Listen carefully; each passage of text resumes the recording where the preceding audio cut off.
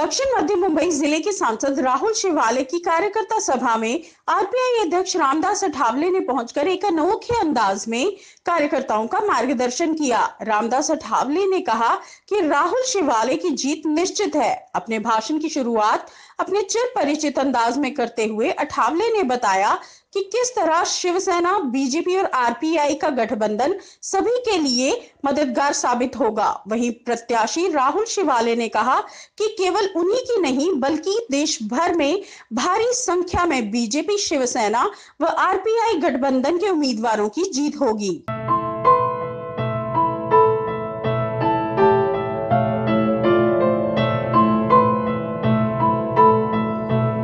मैंने तो राहुल जी के विजय का खोल लिया है पन्ना, क्योंकि हमारे साथ है बिहार अन्ना। मी आता बनवणार आहे दक्षिण मध्य मुंबईमध्ये माहोल।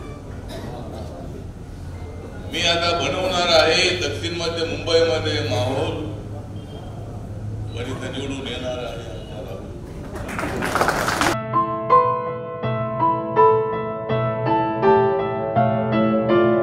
नरेंद्र मोदी जी के नेतृत्व में मतलब एनडीए की सरकार बनेगी और एनडीए को कम से कम 300 से 325 से ऊपर ज़्यादा सीटें मिलेगी।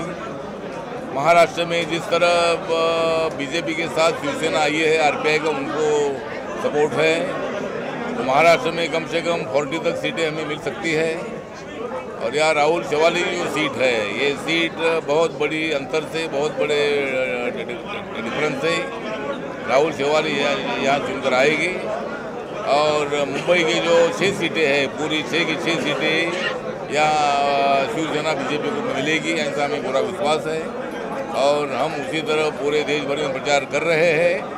आज ये वर्धा में प्रधानमंत्री नरेंद्र मोदी जी वहाँ आए थे, मैं भी वहाँ उपस्थित था, देवेंद्र फडणवीस जी वहाँ थे, शिवसेना के आनंदराव अडसूल जी थे।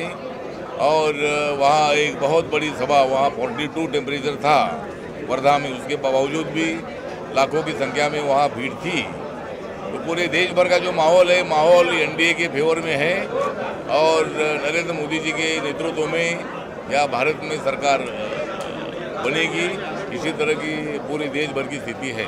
ईशान्य मुंबई की सीट हमने मांगी थी, लेकिन अभी वहाँ भारतीय जनता पार्टी ने मेरे साथ चर्चा की और देवेंद्र फडणवीस जी ने मेरे साथ चर्चा की और उन्होंने मुझे बताया कि आपकी राज्यसभा कंटिन्यू की जाएगी, आपको केंद्र में अच्छा मंत्री पद मिलेगा, महाराष्ट्र में भी सत्ता की भागीदारी अच्छी मिलेगी, महाराष्ट्र में भी आरपीआई का मंत्री होगा।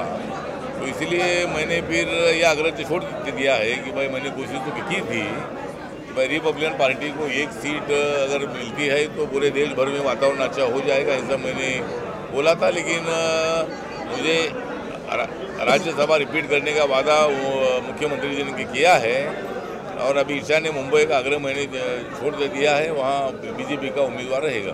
कार्यकर्ता मेरे सीट के लिए आग्रह कर रहे थे, लेकिन अगर मैंने ऐसा निर्णय ले लिया है कि अब आगे अपने को समाज का भी भला देखना है, कार्यकर्ताओं को भी सत्ता की भागीदारी देनी है, तो मुझे लगता है कि बीजेपी और शिवसेना एक साथ आने से या अक्टूबर में होने वाले विधानसभा में भी सरकार अपनी आएगी और सत्ता में अच्छी भागीदारी आरपीआई को देगी, ऐसा विश्वास हमें व्यक्त किया है।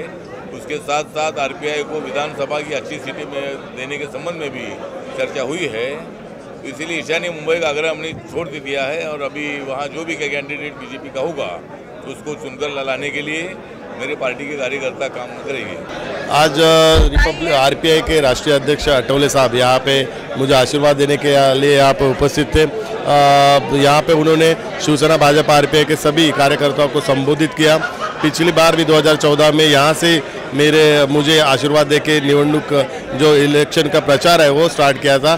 तो आज एक शुभ संदेश इस आशीर्वाद के माध्यम से मुझे मिला है कि यहाँ पे अगर प्रचार सभा लेते हैं तो विजय ये निश्चित स्वरूप से होता है। तो आज का एक विजय संकल्प यहाँ पे रैली थी, मेला था और उसको अठावले साहब ने संबोधित किया और मुझे आशीर्वाद दिया।